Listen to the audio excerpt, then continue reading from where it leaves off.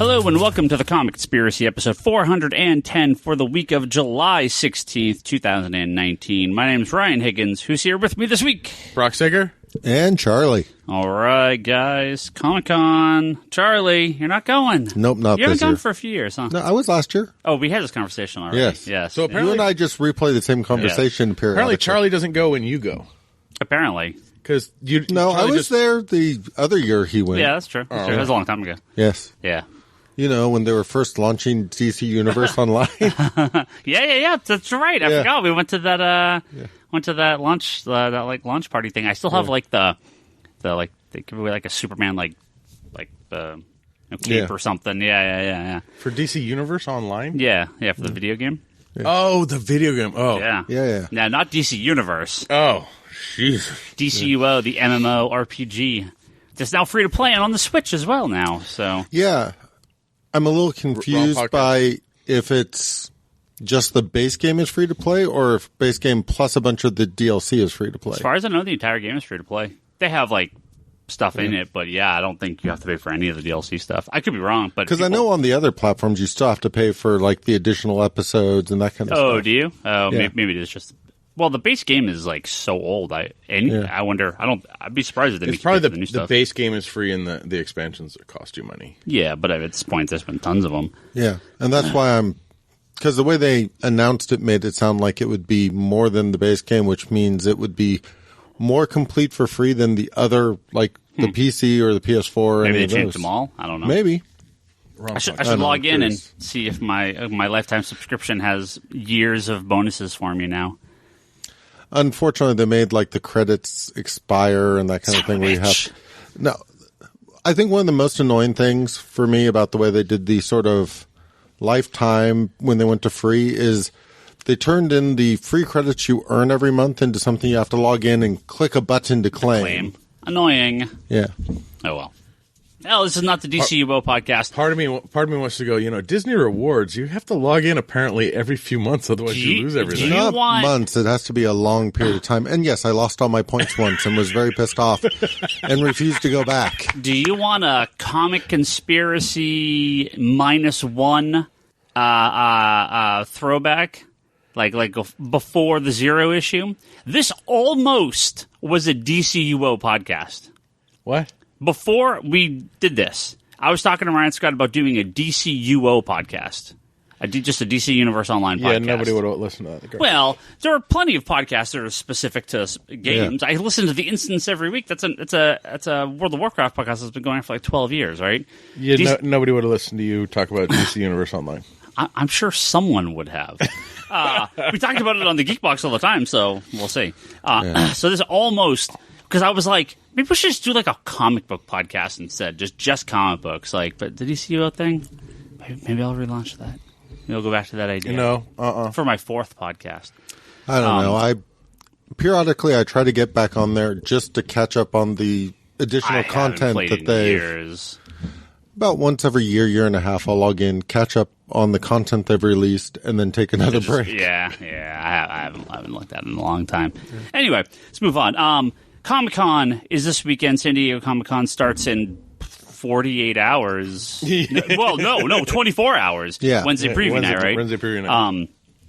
So we're recording Tuesday night. So if you were at San Diego Comic-Con this weekend, I talked about it on Twitter, and we kind of mentioned it a bit last week. But if you were there Thursday night, so about 48 hours from this recording, the Odyssey, which is a bar at the Hilton Bayfront, which is directly next to the convention center. Myself, Toby, who just walked in, and Kevin Sharp will be there at 8 p.m.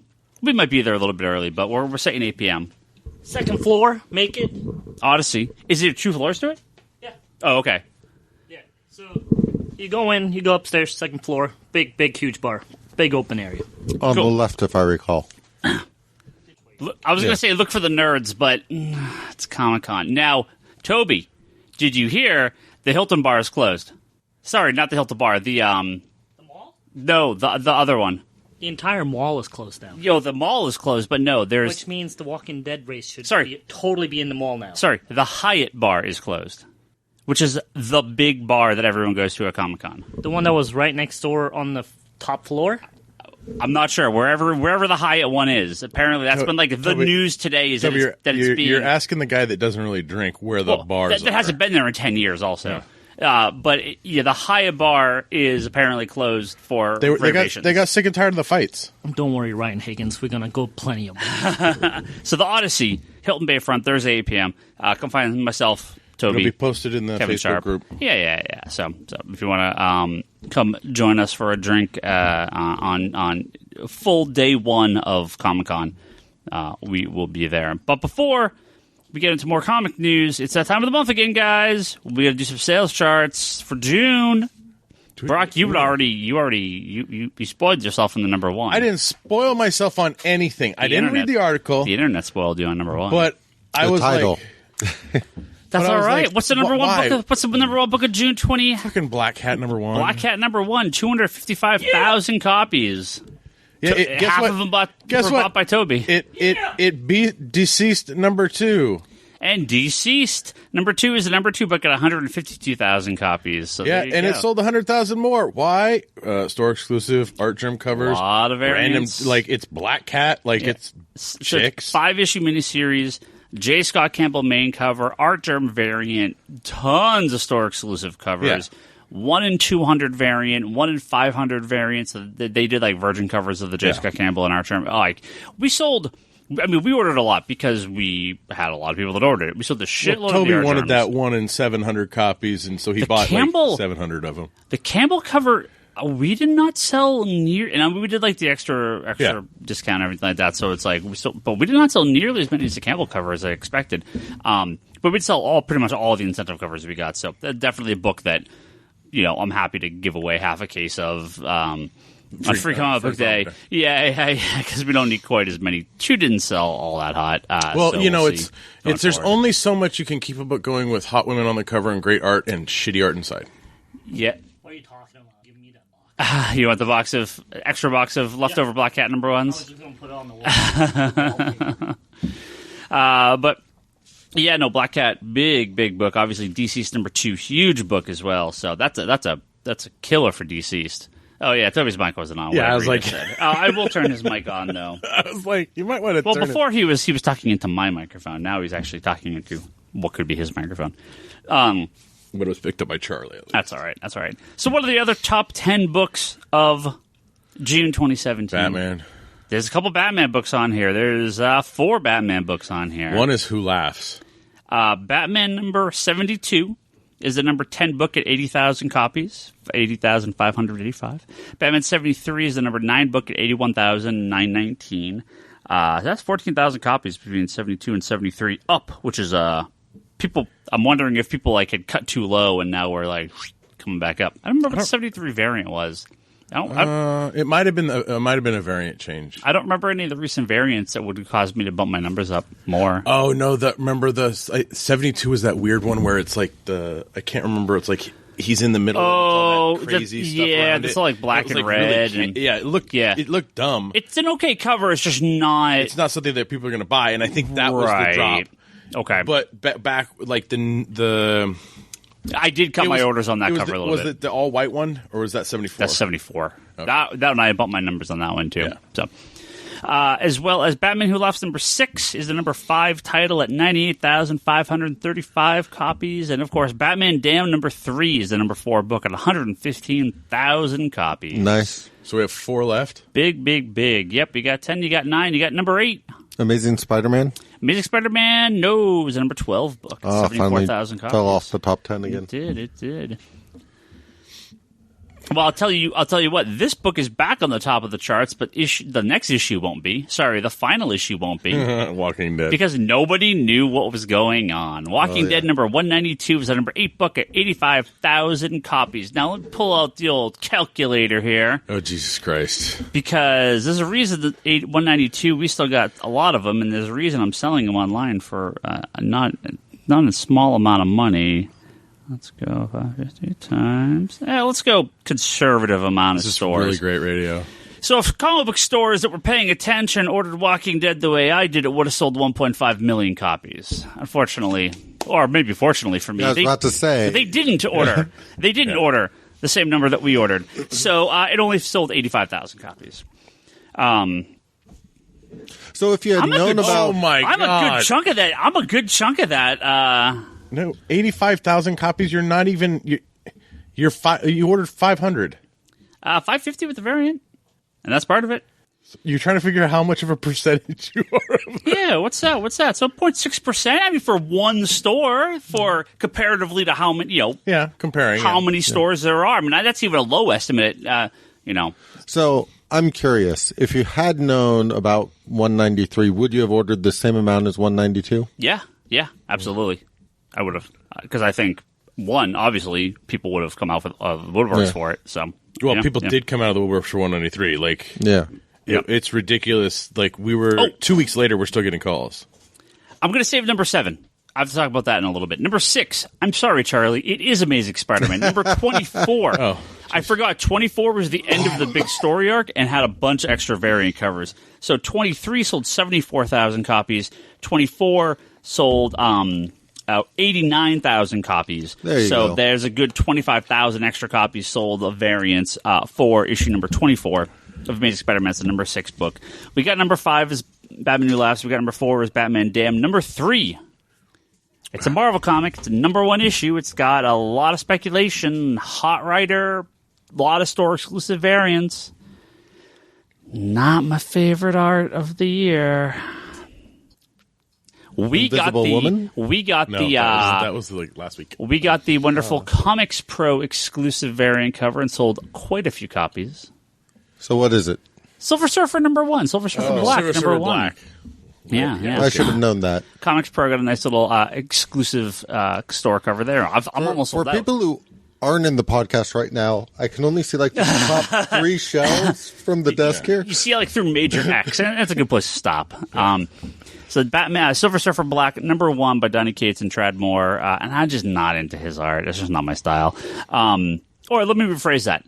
Is a perfectly fine artist, not on Silver Surfer. That's just not my. I don't. It's one of those things. Some weird Vertigo book, and I'm fine. Surfer.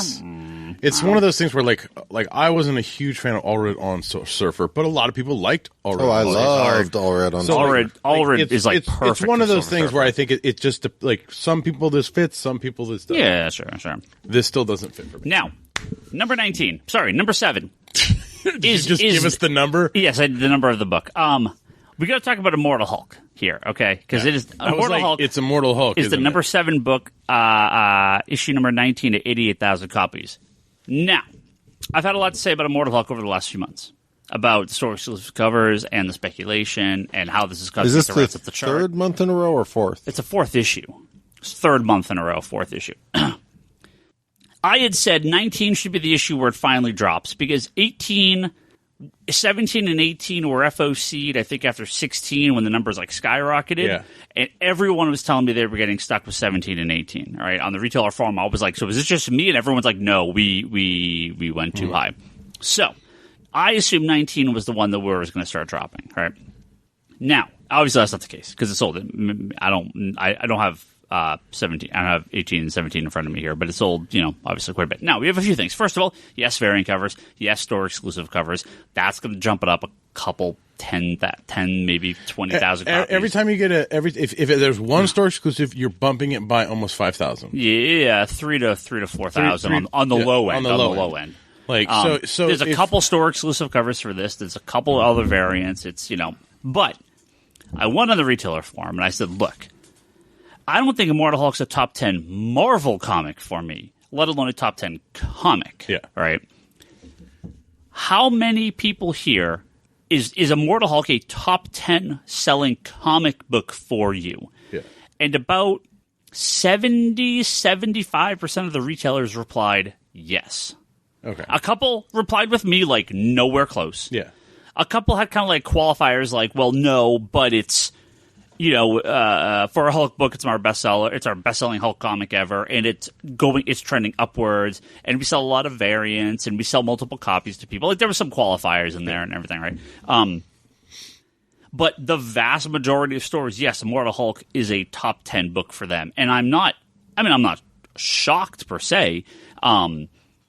because it gets a lot of buzz. It's just rare to see that actually hit a comic this late in its run by the same creator, by the same team. So it's been trending upwards now 20 issues in a row, mostly upwards for about 20 issues in a row.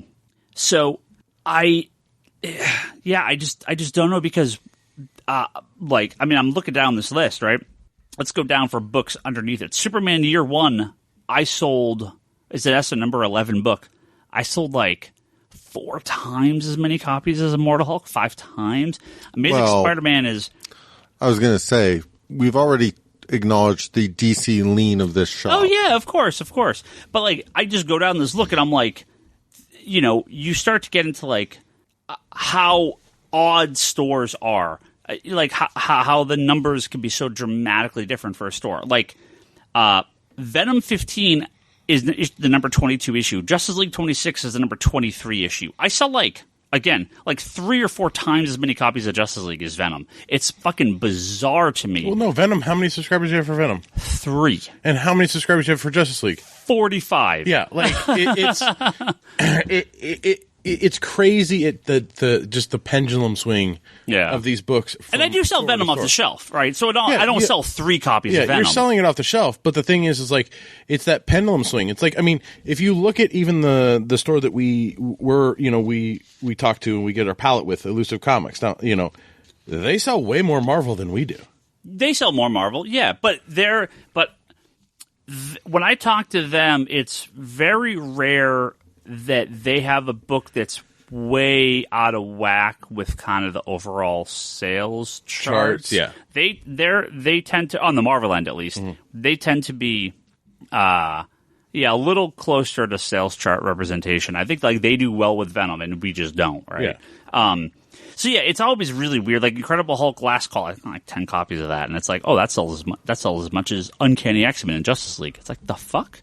It's so weird to me. Stuff like Catwoman, Flash, Green Lantern. I mean, I sell more of those than like the top like 25 Marvel books. So yeah, it always is weird to look at a book like Immortal Hulk that's my numbers are so off from the national kind of average. The thing is like, Mr. Miracle never trended like Immortal Hulk. No, not never. I don't think that even broke to the top 30. That was like our number 3 book of the year. But like Mr. Miracle for us, was a top 10 book. It was like a top 5 book. Yeah, Mr. Miracle's a huge seller. Yeah. So yeah, it's. And the thing is like... Well, in Immortal Hulk, outselling Batman is just fucking bananas to me. Like, again, the numbers are so lopsided here comparatively. Even within Marvel, the fact it's outselling Spider-Man amazes me. Yeah, I sell more Amazing Spider-Man. I sell more Avengers. I sell more Thor. I sell more Uncanny X-Men. I sell more Fantastic Four. I sell more. I'm with Charlie. My head kind of lops off here. I can't see. Yeah. I sell equivalent to like Guardians of the Galaxy, like pretty equal numbers to that. I sell pretty equal to Captain America. It's a good like B tier for us. But which I would typically associate the character with that tier. Yeah, of sales. Yeah. It's just real weird to see how off we are from. Yeah. Well, kind of the thing is, number. I mean, again, this book has been inflated due to. The amount of variant covers. There's a lot of people buying multiples. There's a lot of speculation. There's a lot of exclusive covers. Yeah. Every issue, there's a lot. So there is this sort of weird asterisk on that book. You know, like most Marvel number 1s hit the sales chart and then just fucking plummet off the chart, right? Yeah. Black Cat number 1. Black Cat number 1? Bam! Look at 250,000 copies. Number 2? No, 2 will do 70. well, but it won't be the same. Silver Surfer like Black 2 000. won't be on there. You know, Amazing Spider-Man is really the only Marvel book that continuously is on the top 10 charts, right? Mm-hmm. Pretty regularly. But everything else is just like Marvel number 1, gone. Marvel number 1, gone. But Immortal Hulk is now on that list, which is, congratulations to the creative team. The book, that's great, but it's very surprising. While I am not counting on it, I'm really hoping the new X-Men relaunch manages to hold on there for a little while. Oh, it will. I mean, even looking at my own numbers, it's going to be in my number 1 book from Marvel by a humongous amount. Double is closest. Yeah, but what I mean is, I'm hoping number 1 obviously is going to be No. a huge chart topper. My orders for number 2 are about double the closest Marvel Okay. book. I have faith in that. Our subscriber numbers are, and this is the trend. When I send out to Uncanny X-Men, all Uncanny X-Men subscribers, every single one says yes, and then I add like 15 more subscribers on top of that. Yeah. That is how I know this is going to work, because these are people that are not the X-Men readers coming in and adding it. And we've had a lot of people come in asking for Power of X, and House of X. They're not, or sorry, Power of 10 and House of X. They're not at Justice League and Batman numbers yet, but it's close. Well, this is a book that will be a top 10 book. Well, yeah, for and us. a lot of people are coming in because it's like they're like, oh, Hickman's writing X-Men. Yeah, like so. There's now issue 5 and 6. Yeah, but question mark. It will be nice because, to me, my childhood for Marvel is very well defined by Spider-Man and X-Men. Mm-hmm. Yeah. So the fact that X-Men doesn't traditionally appear on the top 10 list more often, even when they're doing big event titles that in theory should, when you get into like the Return of Wolverine not cracking the top 10 for most of it. Oh yeah. Well, it was not good. Yeah. That's the problem. No, it just wasn't good. I agree with you. It was not good. I'm just saying that, like, traditionally speaking, a big X event book should be a top seller. Uncanny X-Men is the number 24 book. Yeah. Wolverine Exit Wounds, which is Chris Claremont, Larry Hama, and Sam Keith, which is a one-shot, is number 42, right next to Tony Stark Iron Man. Yeah. Lower than Deadpool. So, I can believe that. I will be very, very happy if X-Men can kind of take one of its top spots again. Oh, at least the number 1 of both House and Powers will be in the top 10. This isn't even a question. It's shipping at the end of this month. So number 1 and number 2 of House and Power will be the number 1 issue of both will be the number 1 and number 2 books of July. I don't know what else would beat it. No DC thing that came out this month would beat it. No Marvel thing that came out this month would beat it. 2 and 3 will be in August for both books. All 4 of those issues will be in the top 10. That'll make me happy. They will. There's not even a question. The top 10 will probably be Marvel Comics 1000 will be in there, very low, and we'll talk about that in a week or two. We're going to save a conversation for that till when it comes out. House of X, Powers of X, those will both be in there. You know how many people are going, can't wait. Those will both be in there. I wonder if Batman Superman is that August? For August? That's August. That's August. Yeah, I think because of the returnability, number 1 should hit the top 10. I think is August Batman. Batman Who Laughs is done. No, not Who Laughs. No, number 7 is done. Oh, sorry, number 7 is July. So it'll be done. So that's not going to be anything. Yeah, no, but I'm wondering, is Batman Last Night? Is that must be August? It's not July. It's not next week. I don't think it's next week. I thought number 2 was coming out. I think Marvel could easily take 7 or 8 of the top 10, which is just fucking okay. So again, let's look at this, right? Yeah. Marvel's fucking dominating the industry right now, right? Yet DC has 5 of the top 10 spots, right? And Marvel has 4, Image has 1. It was a crazy, crazy month. There's a great write-up on Comic-Con. That's where I always get these numbers. Go check out comichron.com. Comichron, COMICHRON.com. Always good. So he had a really good write-up here because the market's basically flat at mid-year. So through June, the market's basically flat dollar-wise because of Detective Comics helping a lot because of nothing will beat Detective Comics 1000. That's just their number 1 book of the year unless something like Marvel 1000 is going to do it. No, Marvel 1000. There's a very good chance Marvel Comics 1000 is not the number. It might be the number 5 book of August. I think it's going to Marvel Comics 1000 will probably be lower than House of X and Power of X 2 and 3. Oh, it will. That's my estimate. That's my call. I mean, there's a couple of the variant covers that are pretty cool. Sure, but that's my call. That it's the number 5 book of the month. You've heard it here. But let's see. DC is down. DC had 374 new comics, which is 115 comics fewer than the same period in 2018. Marvel had 102 releases this month. 615 new comics, or 20%. I'm sorry, they had 102 more, up to 615 comics in the first half of the year. Right? Image went from 376 to 301. So you could see how much DC and Marvel, DC and Image have cut their output. Well, DC and Image and Marvel has DC and Image exploded. Yeah, DC and Image has trimmed their output, right? But you're going to have trims. You're going to have like DC published 50 comic books in June 2019, a 28-year low. Yeah. 28 years they have not published this few comics. Like that's the entire time I've been collecting comics. Before I started reading comic books, no, 28. No, right when I was reading comics was when I first started, was around the time that they had their lowest in history. 43 graphic novels to DC's 20. So, but here's the big thing, right? DC 24% less comic books, down 5% dollar-wise. Yeah. Now, yes, Detective Comics 1000, but you also have Action Comics 1000 last year, right? So they have an equivalent book there. Action Comics and Detective Comics are very equivalent. So DC, they're doing what they said they want to do: release less content, sell more per unit, or per title, which they are. It's keep quality good and keep units high. Marvel. It's June.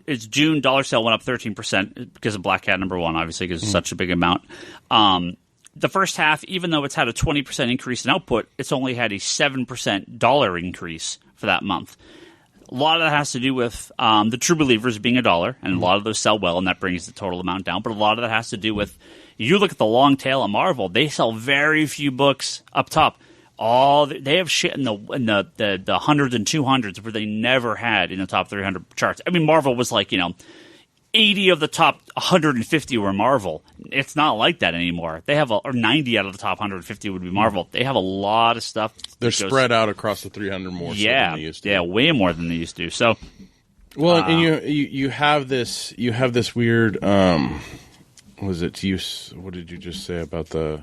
How many graphic novels did they do again? Well, like, with all the hype behind War of Realms, New Agents of Atlas, and all the speculation, the number 3 book is still the number 100 title at 20,000 copies, right? Well, and the thing is also what people... Just above the Tales of Peter Porker reprint. Oh, yeah. Right? Well, this is the thing that other people... Like, the Black Cat had incentive, like, discounts, deep discounts and all that stuff. So it's like their dollar amount's going to go down because of what they're offering. So instead of selling 250,000 units just straight and getting that amount of money, you're selling 250,000 units but only getting 200,000 worth, right? Yeah. No, they're definitely selling less. Yeah. Stuff like Marvel Comics Presents, Shuri, the IDW stuff, Meet the Skrulls, all Marvel Rising, a lot of these books, Unstoppable Wasp, Moon Girl, these books they just don't sell, right? They sell so few copies, and these are all like in the 200s and low 100s. Looking at like kind of the bottom. What's the lowest Marvel comic? Go down to like 280 and see it. Well, they have a lot of in the top 300 it also includes reorders, right? So they have a lot of reorders in here. So it's a little hard to tell because they have like they blow out variant covers and shit, and that will be in here, right? So Marvel has a gigantic variant cover blowout. That's in here, right? Infinity War Prime #1 was a 286th book of the month because they blew out probably 3,000 copies of some shitty variant cover for 50 cents a piece, right? So you always have to look at those numbers to see exactly, who's buying those. But their lowest book is Unstoppable Wasp at 5,227 copies, the number 245 book of the year. And you sell two. Yep, more than the national average. So every store pretty much orders one copy. Yeah, and you get 2. I get 2. Yeah, it's offset by Moon Girl, which I sell 0. So, and it sells about 5,000 copies. Yeah, Marvel is 48.93% of the overall units for the month. DC at 26.44 and Image at 8.01. That's a lot of comics. Marvel had 111 books in the top 300. DC, 53. Image 38. IDW at 21. That's a lot of IDW books. So, quick question. I was looking up something. Was it? I think it was this morning. Yeah. Marvel with 104 new comics released. DC with 50. Image with 46. Oh, jeez. Lot of books. I was from looking Marvel. up something because I wanted to see the cover, one of the covers from Marvel 1000, and when I typed it into Diamond's retailer search, none of the Marvel 1000 covers popped up. I got a Marvel 1000 hardcover palette because apparently the graphic novel was selected. I was like, what's a palette of... Oh. Is that what they sell to Amazon? Marvel does palette blowouts from time to time where you order like 3,000 or like it's like 2,000 comics for like $4,000 or something like that. It's a mix. It'll be like guaranteed no more than 50 copies of any one graphic novel. So these are blowouts for online retailers and guys who go to conventions, and you'll get, again, you're getting them for $2 a pop, $1.50 a pop or something crappy. But it said Marvel 1000 hardcover. Oh, it's probably 1,000 hardcovers. Oh, okay. That's probably what it is. It's a palette of 1,000 Marvel hardcovers. Okay. Yeah. It's funny that came out. Yeah. We got a bunch of random stuff to talk about here. A lot of random new comics got announced. Some movies, some TV stuff. Let's start with Insight Comics. They have a biography by Mike Allred and writer Steve Horton, based around David Bowie. Ziggy Stardust and the Spiders from Mars, baby. I'm really looking forward to this. I had never heard of the publisher before. Yeah, I don't know what they do. 160-page Charlie's in. I didn't care about David Bowie, but it's 160 pages of art by Mike Allred. I'm in because it's David Bowie and Mike Allred. So I can sold, dude. The man who sold the world. Come on. David Bowie, he's okay. I'm not like in love with him, and I'm not. That's what I'm saying. I mean, I loved him as a Goblin King. He was great. He was. It's coming out. I'm not a huge fan of Mike Allred, so coming out January 2020. We're gonna sell a lot of these, and Neil Gaiman's doing a forward. So there you go, Brock. There's your. I'll read it. There you go. I'll read the forward. Charlie's over here, or Toby's whispering. He's looking at his Naruto figures. We got a little bit of news on Scott Snyder's next project, which I'm sure we'll talk a lot about more at San Diego Comic-Con. So are they going to stop saying Zack Snyder's last Batman project if every announcement is his next Batman project? You mean Scott Snyder? Yeah. You said Zack Snyder. Hashtag release the Snyder Cut. Did you see all the release the Snyder Cut billboards and posters that are up at Comic-Con right now? No, These I didn't. people are fucking insane. Sidebar. Thank you, Charlie. I am mad at you now. We're on the sidebar. I like Zack Snyder as a director. Yes. I love his movies, his DC movies. I hate the release the Snyder Cut people. These people are fucking insane. It doesn't exist, people, first of all. There is no Snyder Cut of Justice League. This is the other thing, too, is they keep, like antagonizing these dipshits with, look at Zack Snyder's, Dark Side. This is how he envisioned Dark Side, and releasing all these random little tidbit that's shit. Him doing it. And that's like, I'm like, Zach, stop. No, for the love of God, stop. It's the worst. He's gonna keep talking to his fans about this thing. That's never gonna happen, because I'm sure he wants to go back and like redo the movie or get back in DC's good graces. I mean, he's still producing some of the stuff, but he'll never direct these movies again. But yeah, there's straight up billboards and posters and stuff around Comic-Con for it. So, half the time I feel like somebody's just using it as a punchline for a joke, and then people buy billboards, and I'm reminded that it's not just the punchline. It's not a joke. I mean, we'll talk about this in a little bit, because Warner Brothers announced the HBO Max, right? Yeah. We'll talk about that in a few. Every comment was, "Where's the Snyder Cut? Are you getting the Snyder Cut on HBO Max? What are you doing? Where's the Snyder Cut? Release the Snyder Cut. Hashtag Snyder Cut." Like, it's ridiculous. Yep. So is one of your sock puppet accounts one of these releases? No. But back to the Scott Snyder story. Scott Snyder is releasing his... Now, this is not Batman. This is Tales from the Dark Multiverse. Yes.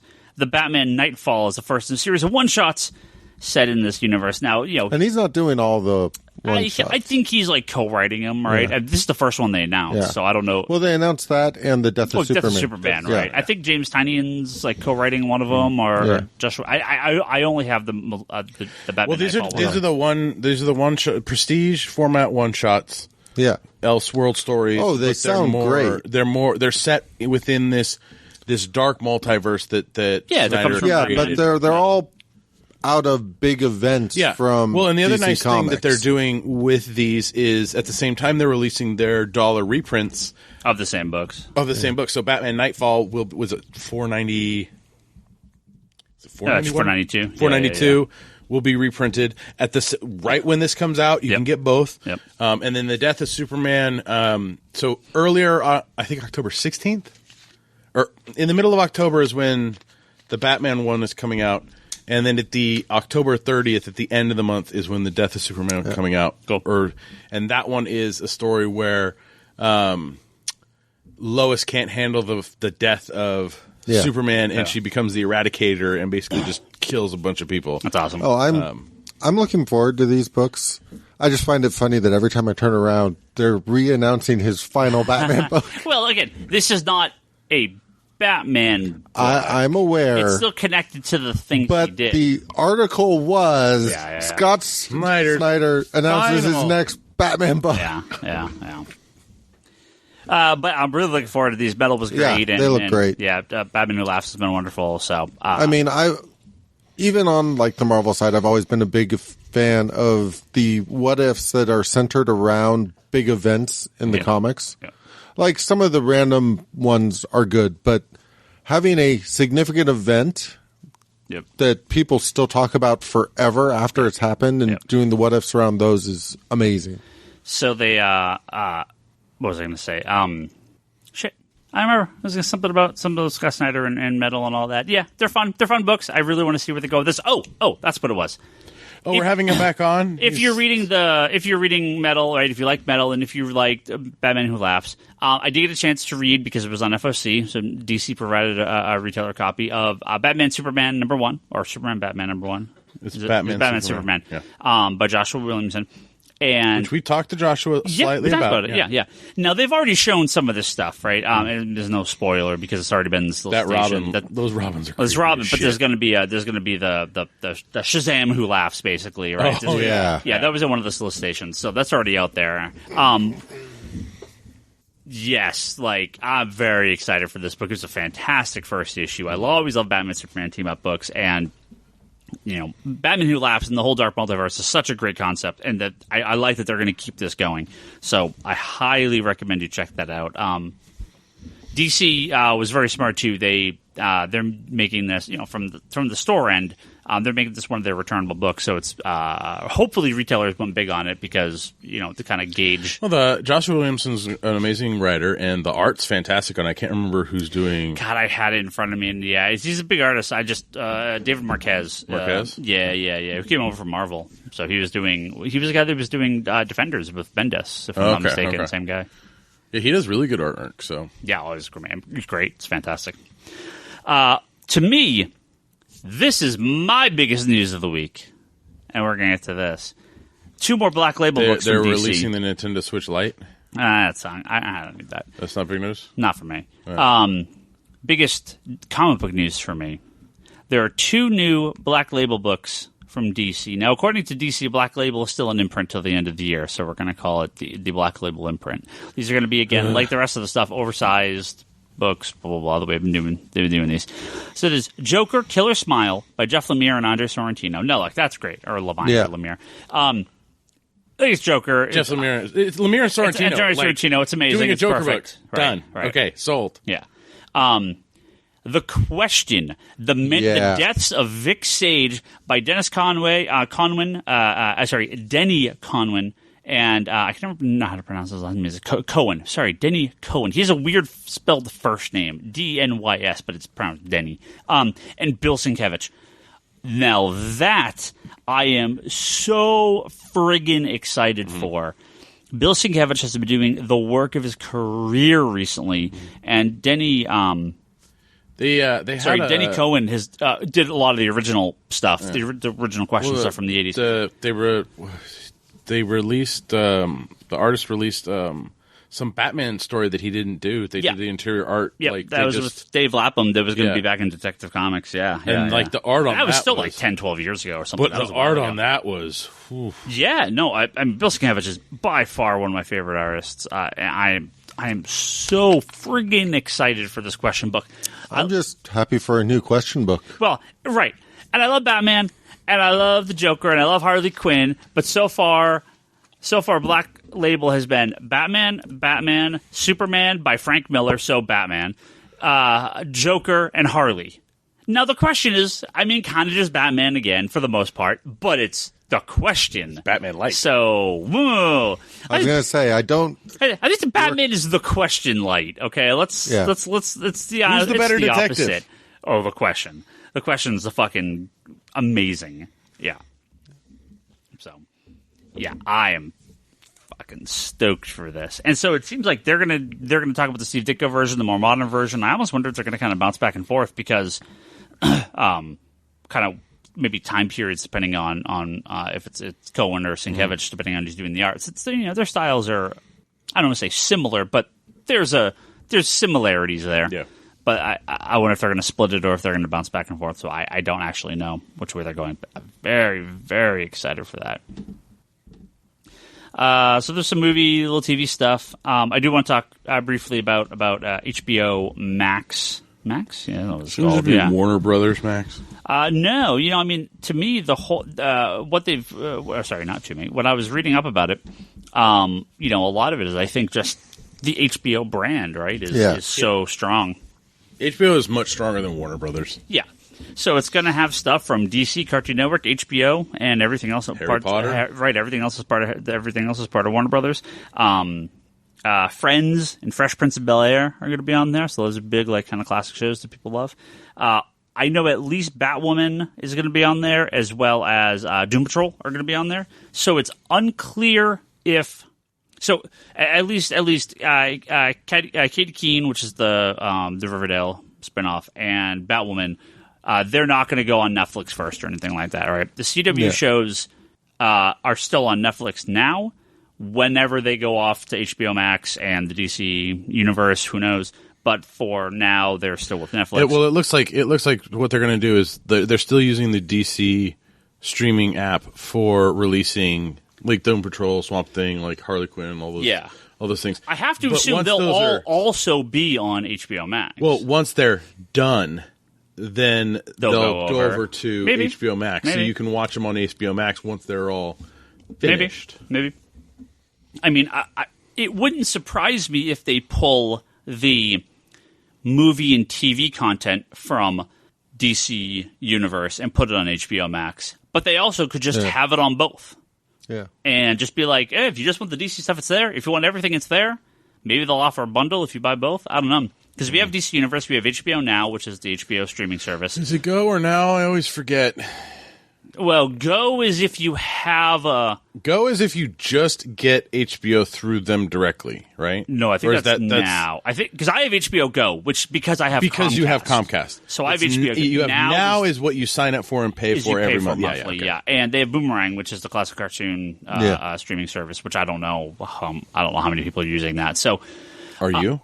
No, I don't. If everything, well, I guess the comics probably would not go over. If everything goes over from DC Universe, I mean, just get HBO Max. But yeah, if it's like some stuff, you probably still want the DC streaming service. I don't know. For me, it depends on price point and all that. Like, I'm still dying to know what is the price point of this new streaming service. Yeah. Well, it's, there's no way anyone's competing with Disney. There's no way it's $6.99 a month or whatever Disney's going to be. And I don't think Disney's going to keep that price for long. But they're going to do it for a while. But, I'll be curious if they're going to do any additional content there that's DC-related that's not going to be on DC Universe. It does seem a little like...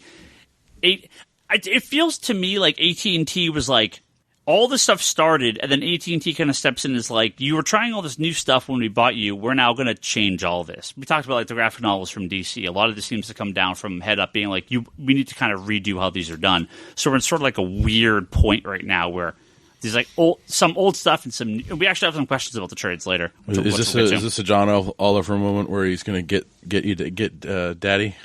What? Remember? Oh yeah. Boom! Gotcha, Daddy. Yeah, corporate daddy. Corporate daddy. Gotcha. Or business daddy. Business daddy.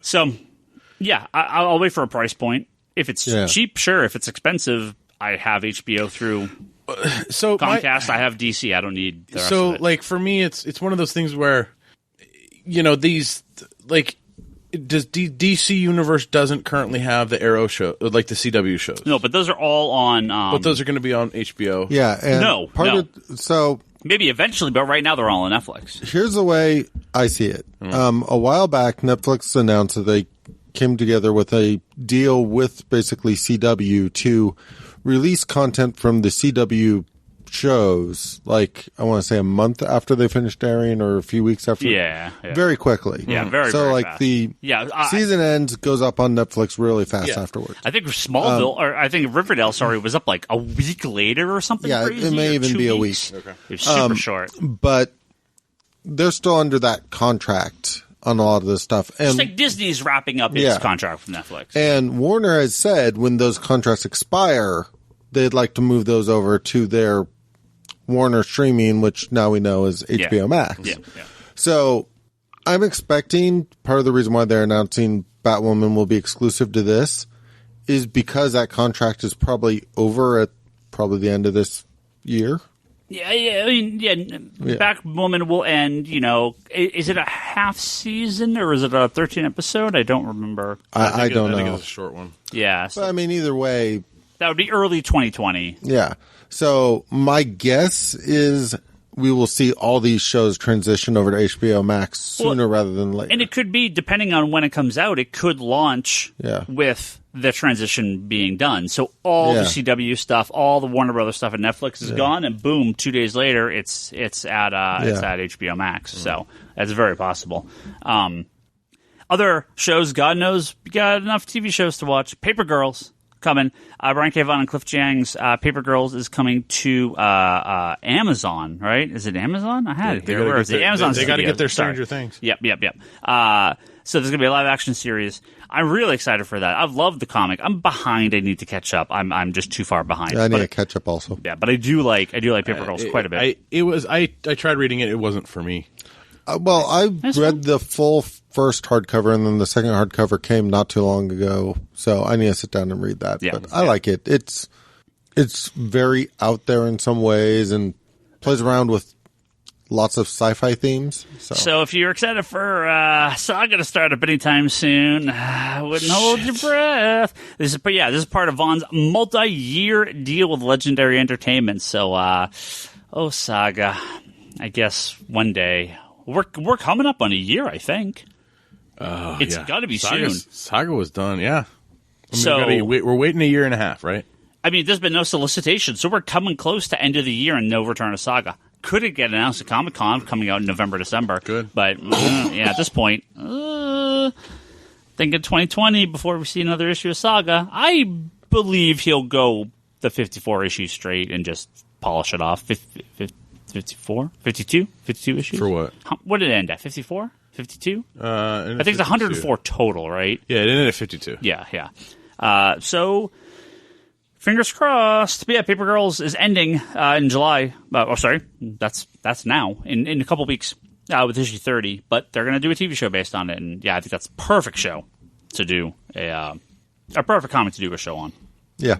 Well, on Amazon, we're getting The Boys at the end of the month. I do want to watch that, but I'm going to watch that, but I'm amazed at some of the stuff that I keep seeing it advertised with. Yes, this is true. Like, I don't know how much they've toned it down. I don't know if it's toned down. I don't think they toned it down very much. People are not going to be ready for The Boys. The Boys is pretty fucking offensive. Like, really, maybe now. Okay, if Amazon does The Boys like as offensive as the comic, I'm going to be even more pissed off that we got that shitty-ass version of Preacher. Yeah. The Boys is... I don't want to say it's like... I don't know. I saw a lot of cocksucking when I was reading that book, okay? I'm just saying that the sexual tones of the book may not be appropriate. There was a miniseries called Herogasm. Maybe not appropriate for this 2019. There was a cover where one of the heroes post Me Too. There was a cover where one of the heroes was snorting lines off of a mirror. Yeah, I'm gonna question. I mean, I'm all up for fucking debauchery. Don't get me wrong, like in fiction, but I'm good to know you're up for debauchery. I'm curious. Note on Thursday, he's up for debauchery In fiction, if you didn't hear me say that. But I'm not 100% sure if reviewers and the mass audience is quite ready for The Boys. We'll see. Well, maybe that's why we don't have any copies of The Boys to sell people. Yeah, I mean, I keep selling out the omnibus, so. Well, no, like, it's like. Oh, they've just been not. They have barely had copies. Yeah. Like so. what? It's so dumb. And two big pre-Comic-Con news bits dropped today. Figures we'll cover these briefly. Don't have too much to say about them. But we are getting Thor 4 by Taika Waititi. It's Thor 4, not Guardians 3? Or is it Guardians Light? Just says Thor 4. Do you remember when he was in the Green Lantern movie? Yeah, he was. Who? I would call him Pie Face, but that is not a culturally appropriate name anymore. But that's the character's name. What? Yeah. Is it Taika? I think it's Taika. Yeah, I can never know how to pronounce his first name. Waititi, the director of. But he was in. Yeah, he's in the Green Lantern his movie. Partner. Oh, I can't remember what his real name is. I only know Pie Face, and again, that's super offensive. So you shouldn't ever call him that. But that's the character's name. Like in the comic? Yeah. I don't remember when it was, but like the Green Lantern movie came on one of the cable channels while I was going. I'm like, wait a second, because I totally didn't realize that originally. Yeah. So we don't know anything about it, but He's Thomas Kamaka? Yeah, that's his name, Tom. Yeah. Chris Hemsworth, Tessa Thompson. So, obviously, I mean, I'm assuming Chris Hemsworth will be in it. Tessa Thompson probably would be in it. Now, this is the first movie that they've done 4 of, if it actually goes through. Everything else is stuff. Well, no Avengers. They did 4 Avengers. Okay, that's but I don't count that because it's not a solo title. Yeah. Now, a lot of people are saying that's good, but there's even better news. Because of this, he's delaying his Akira live-action movie that he was working on. Well, it sounded like that was already delayed. Or maybe he's doing this because. Yeah. Either way, he was just his friend. His friend, in that. yeah, okay. Tom. Okay, yeah. Yeah. Look up Green Lantern Pie Face. Yeah. Look him up. Why do they call it Pie Face? Because it's really racist. It's like what? He's like Eskimo, I think, in the original comics. And it's like this super offensive slang, but that's what they called him for years in the comics. This one? Yeah. Oh, okay. Yeah. But yes, Akira Thomas Pieface Kalmako. Yeah. So does he use Eskimo? Is that what it is? I'm pretty sure that's what Thomas Pieface Kalmuka is a fictional character associated with Green Lantern.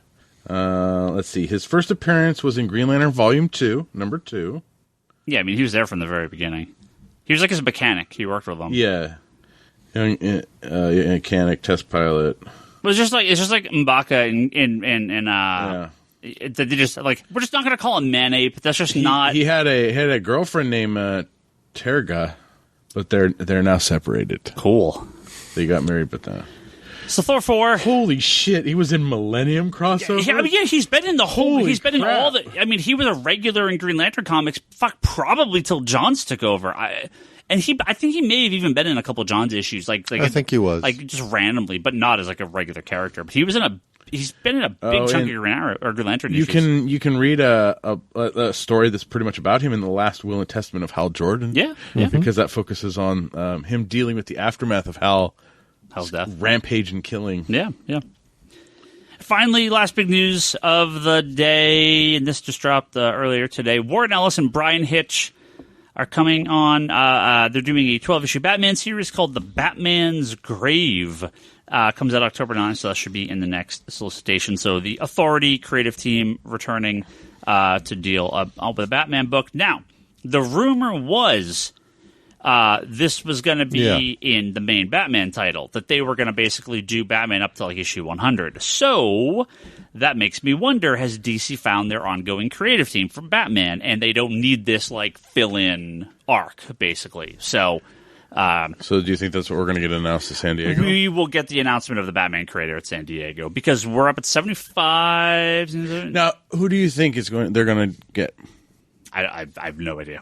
I don't know. Because we're at 75 this week, 76, 77, so we already have the solicitations up to 79, so 80 and 81 should be the next previews, which will be coming out soon. Yeah. So that's only 4 issues from the end. Yeah. I don't think they're going to wait. They could wait. They could wait a few more months. But I think they might they're going to announce it because there's kind of been some rocky... With the rocky PR that they got with the King's leaving Batman, and and they've already announced Batman Catwoman, right? Yeah. So we already know what's happening. After, and that's going to be in the solicitation in 2 months. It should be 3 months, because we have like 4 more months of King. So 75, 67, 79, 80, 81. 82, 83, 84, 85, so 5 more months. So 3 months. 3 months it'll be solicited. Okay. So we still have a few months, yeah. End of the year. Like October, I think. Is that right? August, September, October, November, December. Yeah, so it should be like October they'll solicit it, if my math is right, which it probably isn't. I don't know. I don't know who takes over Batman. I don't have the slightest idea. It's not going to be Williamson, because he's running Batman, Superman. And he's still on Flash. I don't think it'll be Tynion. It could be, but he's done Detective. That might feel like not a permanent... It's not going to be Bendis. I don't think it's going to be Bendis. It's not going to be Snyder. Who else do they have that's maybe off a book or something?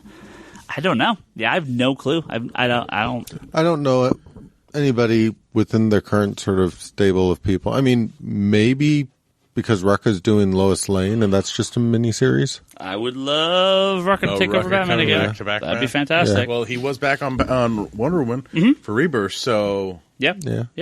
I would love... Yeah, Rucka would be great. But yeah, I don't really know. Oh, and that first Wonder Woman issue was so fucking good, too. What if they got Ed Brubaker?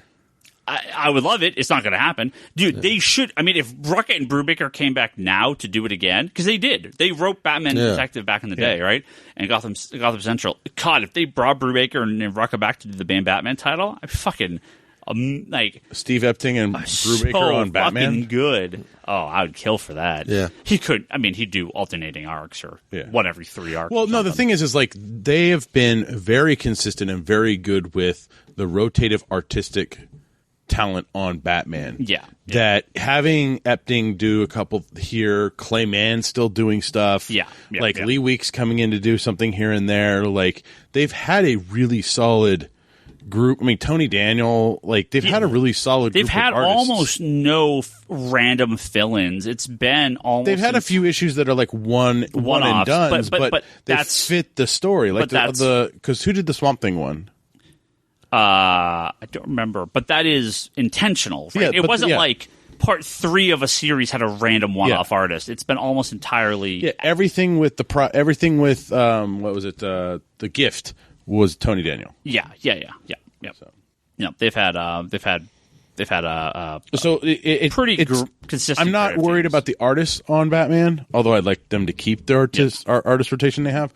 But yeah, it's the writer that they get in to take over for Tom King. Yeah, really looking forward to it. It's going to be Kevin Smith. I know Charlie, right prior to this recording of this podcast, dropped a bombshell on me that a bunch of the 2020 DC solicitations came out for the graphic novels. And there's some good stuff in there, but the one that I'm like, oh my God, please DC, don't screw this up. It's the James Robinson Starman Omnibus Volume 1. Yeah.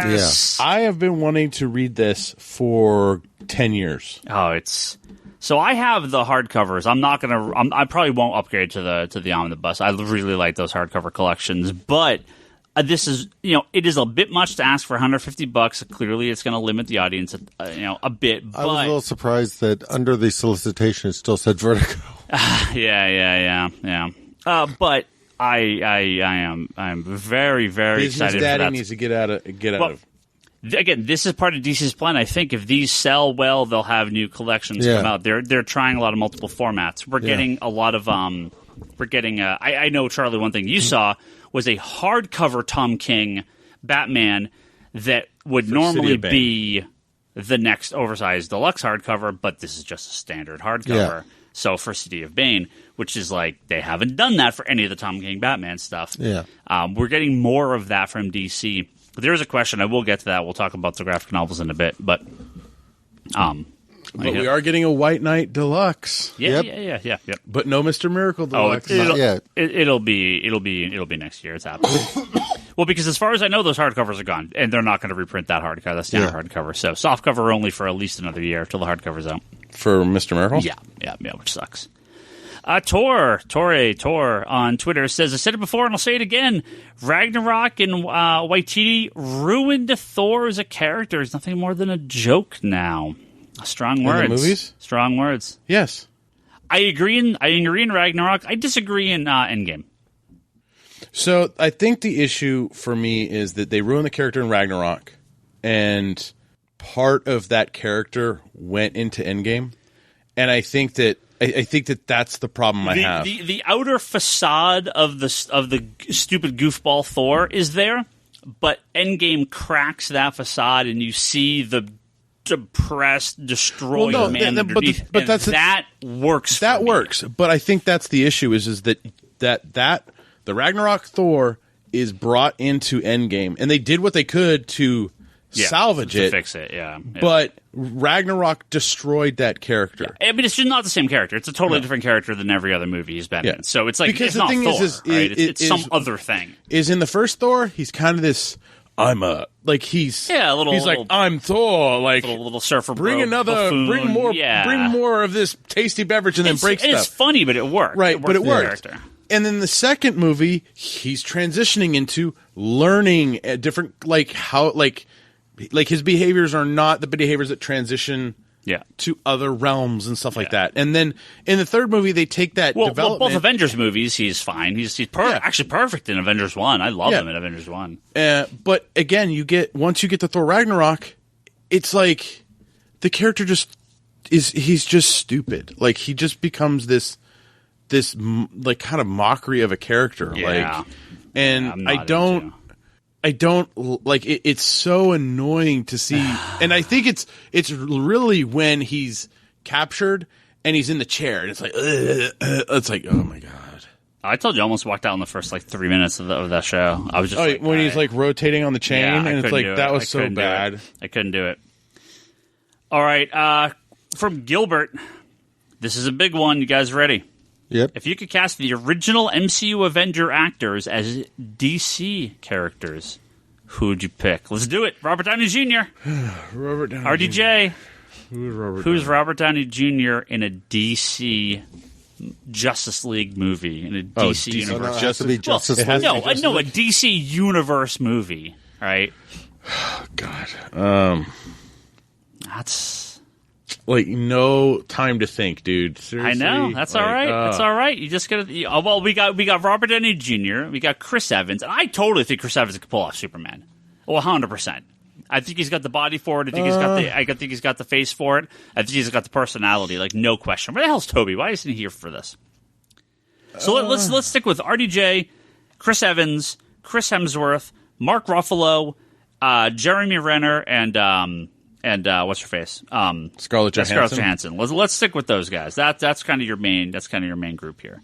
So I give Chris Evans a Superman. To me I'm totally. Do we have to do Justice League? No, DC characters. But I think Chris Evans could pull off Superman easily. No, Chris Evans. Scarlett Johansson, Black Canary, just Black Canary again. That's... Put her in a blonde wig. Totally works. Mark Ruffalo, the Atom. I love to see him be the Atom. I could see him. Ray Palmer, Atom. Little goofy. Well, I don't know because buffoony. What's his name on CW is really good as Ray Palmer. No, he's a good character, but he's not Ray Palmer. I like Robert Downey Jr. as Green Arrow, maybe. Yeah, yep. Yeah, Robert Downey Jr. and blonde Robert Downey Jr. Yeah. Yeah. Oh, he's a little bit older, a little scruffy, get a little. Yeah. He'd be an older Green Arrow, but yeah, He could carry the arrogance well. yeah, absolutely, absolutely. Hemsworth is tough. I don't have an immediate answer for Hemsworth. See, the problem is, I feel like anybody I put him in is just because he, like, my immediate thought is like Hawkman or. Oh, Yeah. he would be a good Hawkman. He could be Hawkman or Aquaman. Yeah, no, I like Hawkman. Yeah. I like Hawkman a lot. Jeremy Renner, because I don't see him as like a one-on-one transfer to Green Arrow. I could see him as a question. Well, do you get Jeremy Renner as Green Arrow and Scarlett Johansson as Black Canary, and so they're just together? That would work. They're just together again. That'd be fine. No, the reason I liked Robert Downey Jr. for Green Arrow is just because he could carry that sort of entitlement, arrogance well. Yeah. Paul Rudd is Booster Gold. Oh God, no! Well, he'd be better as Ted. He'd be better as Blue Beetle. Paul Rudd is Blue Beetle, and yeah. How about Tom Holland as Oh, super young yeah. Booster Gold? Yes. There you go. Okay. No, just not. Just let him age a little bit. Yeah. Because Paul Rudd will never age. So we just need Tom Holland to catch up. Yeah, actually, gee, just Chris Pratt and Paul Rudd, just Blue Beetle and Booster Gold, right? Oh yeah, there. No, there it is. Yeah, there it is. That's it. Yeah, not even a question. Yeah. Perfect. Oh, I mean, I know not typecast Tom Holland as like the young kid, but he'd be a fantastic Robin. Yeah, like either Tim Drake or Dick Grayson, whatever Robin. I mean, again, he's got that youngish, boyish look, partially because of his age, but he'd do great with that. We went a little bit further than I was expecting, but yeah, no, this is gonna be some good picks. Let's get some other questions here. We got so many. This is from Ulysses. Does anyone know when Jeff Johns will be finished Batman Earth 1 Volume 3? I would not. I mean, sometime after Doomsday Clock, because it's the same creative team. Yeah, it's like... So 2024? Maybe. I mean, we're still taking bets that Doomsday Clock finishes in November? Before the end of the year. Before the end of the year. Final book of... So Diamond has announced that there is a shipping week Thursday, December 26th. There will be no comics that Wednesday. They are shipping Thursday, December 26th. We have till Thursday, December 26th. Because so we're getting a Thursday release this year? Yeah, because the next week, will be Wednesday, but that'll be the first of 2020. So Thursday, December 26th. We can do it. Ulysses. He says, I want to know, he goes, here is my Spider-Man movie ranking. Are you ready for this? Yes. Number 1, Spider-Man 2. That is all right. That is perfectly fine. Spider-Man 2 is great. Number 2, Spider-Man 1. Again, perfectly fine. Number 3, Spider-Man 3. Start off with a question. He hit his head. Number 4, Amazing Spider-Man 1. Somebody had a gun to his head. Number 5, Far From Home. Somebody has somebody he loves as hostage. Number 6, Homecoming. And number 7, Amazing Spider-Man 2. Well, he's right in the top and bottom. Like the number 1 and number 7, he's right. Okay, that's fine. The rest, you're gonna lose me there. Yeah. If you want to put Spider-Man 2 above Far From Home and Homecoming, I have no problem with that. I actually don't know. I like Spider-Man 2 a lot, but I haven't seen it in years. I want to go back and rewatch it and see if I like it better than Far From Home and Homecoming. See, I have a blind spot as a big sort of Sam Raimi fan and such. Well, there is this, Marvel has their release the Snyder Cut. It's release Sam Raimi's Spider-Man 4. It's there's a hardcore group of people that are like, they fucked Sam Raimi. We never got our 4th movie. We never got the 4th. We never got our Sinister Six movie. What the hell's the guy's name? See, I still feel like we didn't get our. So we know there was that divide in Spider-Man 3 where he was sort of instructed he had to include Venom. Yeah. I always kind of felt like it's okay he didn't get a 4th movie because at that point his ability to dictate the story he wanted to tell was obviously yeah. Oh no, the 3rd movie is distinctly a studio piece of garbage. Yeah, I'm not a fan. Any event though, it would be further down the list for me too, though. Yeah, 3 Amazing and Amazing 2 are bottom 3 by quite. Amazing 2 is by far easy the bottom. Not a question. Regardless of 3 or Amazing 1, Amazing 2 just set a whole new bar. Yeah, it's terrible. It was real bad. Is Venom better? Is it better than Venom? Oh, no. What? Amazing Spider-Man? 2. No, God, no. No. No, there is... Venom is... Venom I can rewatch. I would not put 2-1 Far From Home or Homecoming above Venom. Or, sorry, below Venom. But I would definitely put 3 Amazing Spider-Man and Amazing Spider-Man 2 below Venom. Yeah, Venom's not great. It's bad, but it's fun, right? Yeah. I legitimately like the first 2 Spider-Man, Far From Home and Homecoming. Venom is like the X-Men Dark Phoenix of this. It's like it's the best of the worst or the worst of the best, right? It's like it's not great, but I can enjoy it. Yeah. Right?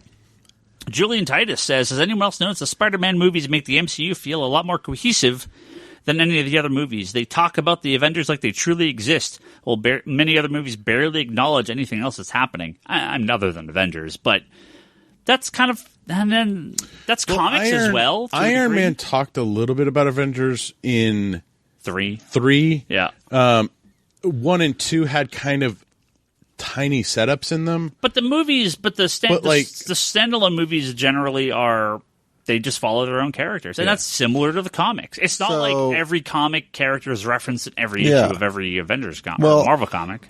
I think part of it is and I'm not saying this as a bad thing, I feel a lot of it is the setting. Mm-hmm. Because, again, when you're going to high school and they kind of worked out having Cap in the, like, gym videos and that kind of stuff. Yeah. Like, that's kind of a bunch of people that would be talking about the Avengers and their heroes and that kind of stuff. I mean, this is the crowd that's making those videos. When you think about, like, 6 million views and Ant-Man and stuff, I can't see Ant-Man sitting around talking about the Avengers with Hank Pym and Well, no, they talk about the Avengers, but they talk about them through like all of these shady But what I mean is there's other sort of the backdrop is very different. Same with like Doctor Strange. Why would they fixate on the Avengers and like Doctor Strange? The Avengers are kind of well outside everything that's going on in Doctor Strange. Like in a comic book, they come up when they need to. Yeah. But generally tends to be the big team-up comics and Avengers, right? Well, and also the Spider-Man movies rely a little bit heavier on other characters from the MCU coming into the movie. Whereas you don't necessarily get that in the other films. The other films kind of focus on their group. I don't know. I mean, especially when you look at like Iron Man 2 introducing Black Widow and like there was a point in time where a lot of it was about world building and but the weird like you have the awkward insertion of Doctor Strange into Thor Ragnarok, right? Where it's like I didn't consider that awkward. I just it's because he's at the end of Thor or he's at the end of Doctor Strange, right? Just barely. He's there like in the post-credit scene. Yeah, because it's the refilling mug and all that stuff. Yeah. Question from Colin. He says, if I want to get my friend to X-Men, where would I start? Well, Colin should pick up Powers and House of X. I think House of X is next week. Powers of 10. I can just hear Bryce screaming right now, like, "Oh my god!" Like, no, I mean, as a current jumping on point, I completely agree with you. Yeah. If it depends on how big a comic reader your friend is in a lot of ways. There's lots of classic stories have been collected. The Mutant Genesis, that's the Chris Claremont, Jim Lee arc, that's been collected. That was in the 90s. Yeah. All the major stories have been collected. Dark Phoenix Saga. They're reprinting a lot of the early issues and stuff like that. Yeah, so there's tons of old trades if you want to go pick up that stuff. Anything from the last 10, 15 years, I would say don't bother. Don't bother. No. Not that they're not good, but it's just if you're going to give them something modern, just start with the new series. Yeah. Start with the new arc. So, House of X next week. That's what I'd give them. Funky Rose Throw on Twitter says, could you guys recommend some old Tim Drake stories or arcs to read? He's the Robin I've probably read the least of, but I have no idea where to start with the old stuff. Tim Drake stories. I feel like Toby should be here. Well, the problem with a lot of this is it either hasn't been collected or it's not in print, right? Yeah. They collected 6 or 7 volumes of the solo Tim Drake series, but those are all out of print, I think, at this point. They haven't kept going with them. That was Red Robin, right? No, that's just Robin. That's just the Robin stuff? Yeah, I mean, all the Red Robin stuff's out of print, too, and I would not recommend that.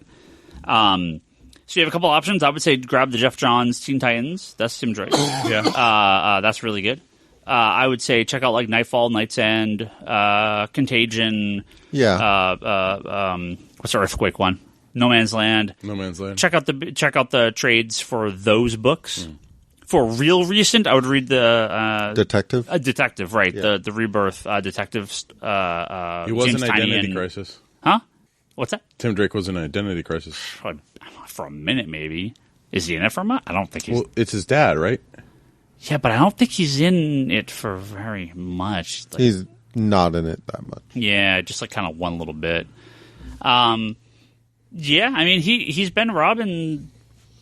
God, as long as Tim Drake was Robin at this point. So As long as Tim Drake was Tim Drake. as long Exactly. as long as Dick Grayson was Robin. So Rick Grayson? although we're getting a new, apparently Young Justice 8, Tim Drake's getting a new code name. So because we're going to keep Damian Robin as Robin. So I think this could be having a new name. What was that? Young Justice 8? Yeah. Did you get out there for speculator market? Yeah. But Get that new title for... yeah, there's lots of good versions out there for Tim Drake. But yeah, definitely the Jeff Johns Teen Titan. That's easily one of the strongest. Yeah, it's fun. It's a little later in his career, but it's great. And I mean, the relationship between him and Connor, that's really good. Wonderful. Where does the spoiler relationship start? Is that in the Robin, like the main title? No, spoiler gets introduced Or is that in like one of the detectives? in I can't remember what issue she's first introduced. Isn't it No Man's Land? That's what I was thinking, but I don't remember if that's where she first gets introduced. Their relationship kind of forms like towards the tail end of his solo series, if I'm not mistaken.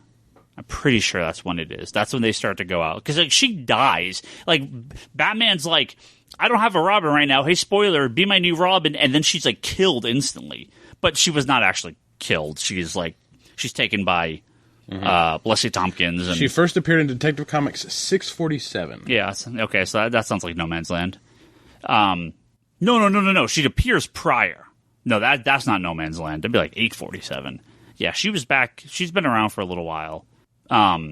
Christopher Casey says, which version of Jonathan Kent is your favorite in any media?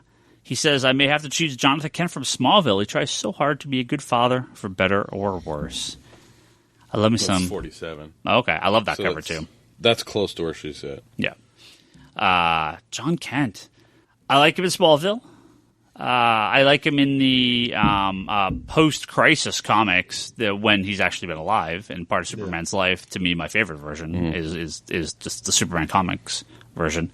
I like him in Smallville, Superman the Animated Series quite a bit too. Yeah. He's really good in that.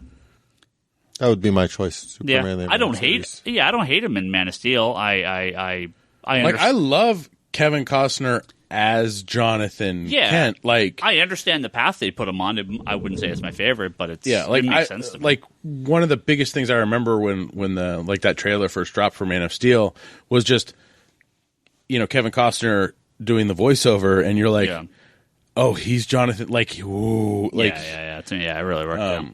Like, I think that's impactful. What the story, like, what we got was not. RJ Palmer asks, and before we get to that, RJ Palmer, you got to follow him. Arvalis, Arvalis on Twitter. This dude's amazing. He is a local artist. He's back here in San Francisco now, and he did a bunch of the concept artwork for Detective Pikachu.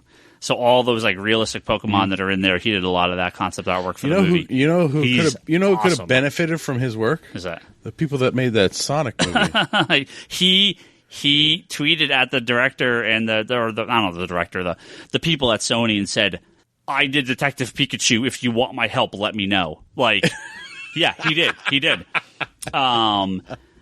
So I highly recommend following him on Twitter. You can see a lot of his artwork. He works at Ubisoft now, yeah, definitely. He's gonna be like, why am I getting all these follows? No. Trust me, he's much famous than we are.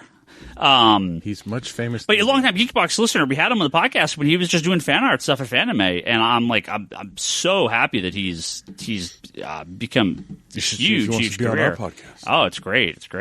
So yeah, follow him. But he says, and this is a question I actually don't have an answer to. I'm going to read the answers that were provided in his replies, and I'm going to open it to the audience. If you have any other suggestions, write in or reply to the tweet on Twitter. He says, do you know any non-superhero comics that are heavy on art but no words? Cosmic or existential horror themes especially. I want to do something like this, but I want to see some successful examples first. Now, there are a few. Oh, and they're actually like silent books, and few to no words. And a couple of them were actually two of the ones I was going to suggest is kind of on here. There's a manga called Gone, which is about a little dinosaur guy, and that's all completely wordless. As far as I know, it's completely wordless. Age of Reptiles is another really detailed art book that's just tales of dinosaurs wandering around. Mm-hmm. And it's completely wordless, obviously. A couple of suggestions. Someone said We 3 by Grant Morrison. We 3 is very light on words. It's not wordless, but very light because it's animals. Isola is pretty light on dialogue. Isola, is it? Mm-hmm. Yeah, I haven't read too much of that. Kaiju Max, which is a series by... Is that Boom? No, not Boom. Is that Oni that puts out Kaiju Max? A couple other manga are in here. Blame, Blom. I think it's Blom. I think it's pronounced Blom. Blame. So there's a few other books in here that people suggested. But if you have any suggestions for him, hit us up on Twitter. I'd love to get him some more suggestions. I mean, I can't think of any long form ones other than like Shaolin Samurai. Shaolin Samurai is a good. Is that what it is? Yeah, Jeff Darrow. Shaolin Cowboy. Cowboy? I can picture it in my head. Yeah, sorry, Shaolin Cowboy. Sorry. The Jeff Darrow book. Yes, Shaolin Cowboy. But that's just a really long action piece kind of thing. And a couple of the Jeff Darrow books, like Rusty the Robot and Frank Miller, like that, it's not wordless, but I don't remember there being very much dialogue in that. God, what was that? What was that? And one shot? There was the Nuff Said issues of Amazing Spider-Man, if I recall. Yeah. There were a couple in there. Dead Body Road had some good segments of action with no dialogue in them, with car chases. Yeah. That I thought were really, really good. And that's just a standalone by itself. But I don't remember how much dialogue it had in between. Yeah. But I know that the action scenes in that were pretty dialogue light and done really, really well. Yeah. A question from Wes. He says, do you ever guys have any recommendations for Question Comics? I'm assuming previously, short of the Black Label one. I read New 52, but I was wondering about older stories. I mean, I highly recommend the series, the main Question series. The trades are all out of print now, but maybe they're on DC Universe. I actually haven't checked. I like Renee Montoya is the question. The 52 had her in it. Well, yeah, he read 52, so it was like Batwoman. Wasn't she in? You said New 52, so I was like, huh? Did I say New 52? Yeah. I said I've read 52. Oh, okay. Yeah. So, but yeah, that original Question series is great. I mean, he generally is this great supporting character that will show up once in a blue moon in a random book. I mean, they had some great episodes of Justice League Unlimited. I was about to say the was like Double Date or whatever. That's still one of the best episodes, and that question plays a big role in that. All right, Geeky Texan asks, and this is a question I was waiting for. I noticed DC is releasing hardcover collections before trades lately. Will this be their method going forward here on out? And do you think Marvel will follow this strategy? So, Charlie, we can have a talk. DC trades. This is what Marvel and DC used to do. Yes. They released a hardcover first of their popular stuff, and a small hardcover, and then the soft cover after. They seem to both switch up to do a lot of soft covers first, and then the deluxe hardcover. Yes. But now DC is going back to their previous model, so we're going to get hardcover, soft cover, volume 1, deluxe, then hardcover 2, soft cover 2, and then deluxe. It's like a triple dip on the product in graphic novel form. And don't forget when they'll switch out to like omnibus in the middle of it. So Yeah. Well, like you said, we're getting a volume 12 hardcover of Tom King's Batman. Yeah. With no volumes 1 through 11. It's not going to be called so volume 12 dumb. on the side, right? But it's a hardcover of what will be the standard soft cover for Tom King's Batman that will eventually Unless be... somebody did a misprint on that page. And I mean, this isn't the first time that they've played around with bringing back the smaller hardcover for select They do books. Bendis' stuff has come out with hardcover Yeah. in the smaller Yep. in the. And the Road to Metal was in the smaller hardcover format. Don't even start with that because it was Yeah. Road to Metal was in the smaller, Metal was in the oversized.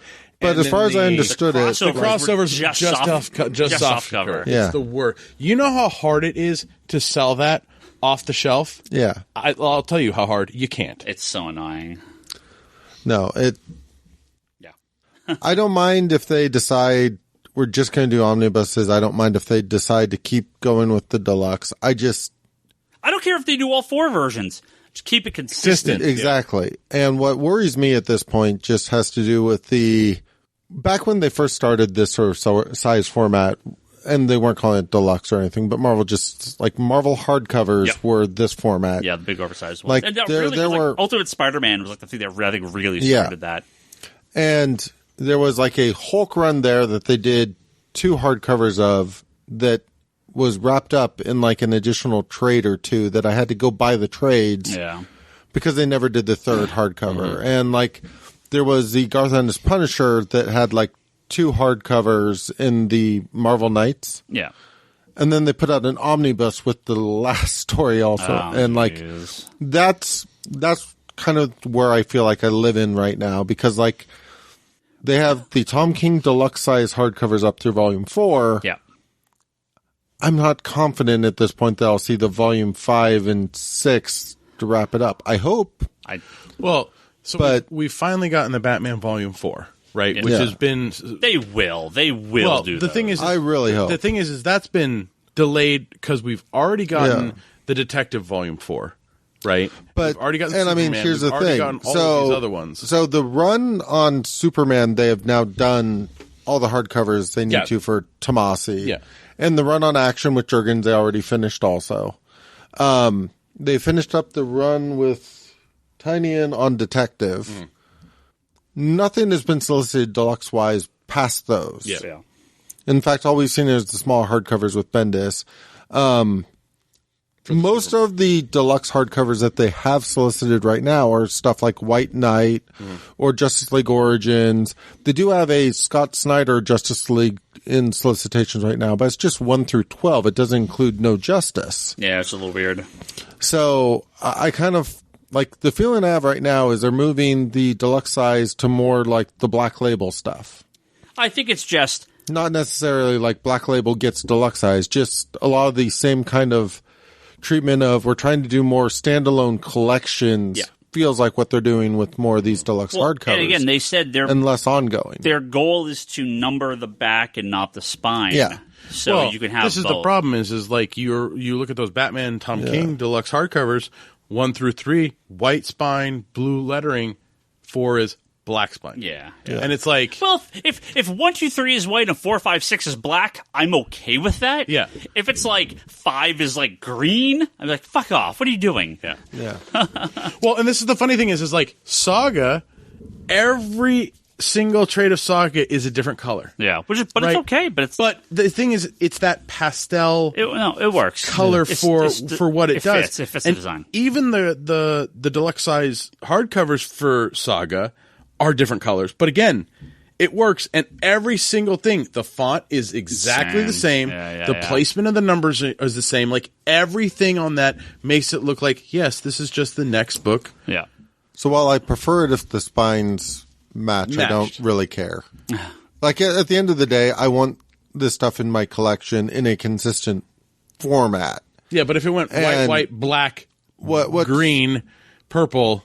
What's concerning to me is a lot of times when they lose confidence in a method of putting it out. And I talked a little bit about this when they solicited the Injustice Omnibus Volume 1 after doing a deluxe for year 1. Yeah, and they did yeah. solicit a deluxe for year 2 now. Yeah. Yeah. But I would not be surprised if they decide we're just going to do omnis. And obviously things have to do with sales. Obviously there's a lot of deluxes that either weren't doing well enough in sales or they lost confidence in. I read that they canceled one of the Flash Deluxe hardcovers. Huh. I didn't hear that. Yeah. I'll have to look. So, like, it's one of those things where if they're just taking a break to re-look at the market, no problem with that. Yeah. Just finish what you have. I just like I don't really have a problem with if they don't keep going with Detective in this deluxe size for now and they switch to omnibuses when they do the next collection, I don't care. Yeah. Because I have this creative team is finished in deluxe hardcovers. I don't need to buy an omnibus of this creative team. Right. I just get really frustrated when they don't like if Williamson's Flash, it's up to 3 or 4 hardcovers right now. Probably 4. So if they decide to switch that over to omnibus and never put out a volume 5, that is dumb. Yeah. Now, mind you, I'm already frustrated with how thin some of these deluxe size have got to. I've talked about this on my my pull list, weekly pull list thing of just the different sizes for detective and action and like the only book that stayed somewhat consistent is like the size of the Batman books. Yeah, fairly consistent. But everything else is like there's a little smaller, a little bigger, and it's like the mapping of it has not been the best. Yeah, one of the things I really like about some of the volumes from other publishers is like I really like the year 1 format. Like we're putting out the first year worth of this book and the second year, and like I love the turtle hardcovers. Like East to West does. Yeah. Final question. Charlie really likes library editions. Too. Final question from Indigator. Indigator. So disappointed in Craig. He can't. He's not coming out. My store switched to the hub. I've heard. What are 3 things I need to know? Because so far I don't see the point of the hub. Not user friendly at all. Now, if Toby was here, he would agree with you 100%. But as someone that uses the hub regularly, as both a customer, I use it regularly. Yeah, right. We all do here. Customers and employees. Let's talk about the hub here for a second. Comic Hub is our point of sale system that we've been talking a lot of good stuff about for quite some time now. A lot of our customers use it. I find plenty of bugs. Yeah. Is Comic Hub perfect? Far from it. Don't know why that Absolute Day Tripper was listed as canceled. Yep. Don't understand that. A lot of the problems come from actually the way the data is imported from Diamond, and so there's issues there. Now look, Comic Hub, the guy Stu that made Comic Hub, he's an engineer and not a UI guy. Let's just put it that way, okay? What is happening currently... user interface, for those that don't know. Yeah. What is happening currently is that the app is undergoing a complete overhaul that's going to be put together by an actual app company that is better at this sort of thing. The data is still there. It's still accurate. It's just going to be much easier to use and much more user-friendly. The website, while still a little on the bland side at customer.comichub.com, is it does what it needs to do. It's not fast. It's not flashy, right? It's not fancy, but it works. Oh, it's so easy to use. The website is infinitely better than the app. The app I don't even use the app. The app is basically broken. I use the app for next week. And that's it. I use the app to check for next week when I'm like, what's coming out? Yeah. Boom, boom, boom. Done. That's the only thing I use the app for. So the app is also good, but yeah, it's crap. Don't get me wrong. There is major UI issues and data issues. And one of the things that I have to do periodically if I need to use the app for something is I have to log out and log back in to get it to fully update everything so I can check it properly. So the app is going to access basically the same data the website accesses, so it's not doing that refresh and downloading the images and blah, blah, blah. Ignore the app for now. Use the website. Here are the things you need to know about Comic Hub. Next week. Like, that works fine. Sure. And if you're in a pinch, log out, log back into the app if you need. Like, I've used the app a number of times just to be like, did I already buy this thing before I grab it again? And it works perfectly fine from that if you have a shop that you regularly buy your comics at and such. Yep.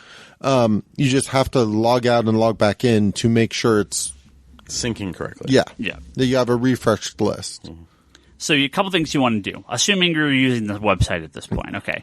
There's a tab that says next week. Click on that every week because on Wednesday mornings, in theory, Wednesday mornings, your store should update that with what's shipping the following week. It's the first chance you get to look at what's out on this store's actual invoice for the following week. So if you go to the next week tab, it'll tell you in green if you've already ordered it. Yep. And if they have, and you can add stuff to your cart and check out. And check out, yes. Remember to make sure to go to your cart and actually check out because that does a lot of people. Oh, I just add it. No. You have to like process the order. Like it's an actual purchase, right? Like Amazon or whatever. You're not paying for it, but you are processing it to send the data to the store. You're processing it. Say, hold this for me. Yeah. Now, your store should update Wednesday morning. They may not, but it's whenever they load their invoice. I'd try to do it before we even open on Wednesday if I can. So always check that. Now, when you want to go look at the new products under the order products page, it's kind of the first main page that loads on the website.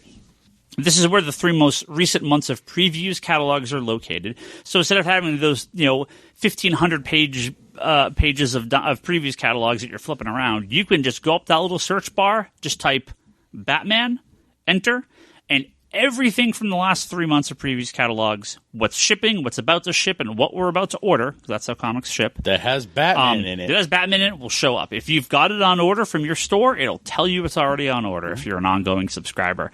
Graphic novels, toys, T-shirts, blah, blah, blah. The nice thing is you can also just do it by publisher. Yep. So you can select let's you can say filter it down, narrow it down to whatever you want. It's practicing using those filters for your searches will help out immensely. So if you're like, I want the new previews, you select the new previews. If you're like, I want only Marvel, you select Marvel as your publisher, and then you don't even need to type anything in the search bar. Yep. You can just hit search, and that will show you everything from Marvel Entertainment that is coming out in that previews. If your filters ever get stuck in a weird way, there's the clear filter. Yeah. Clear filters. I've had it get stuck weirdly if a previews has dropped off and I had it you have selected. to go back. Yeah.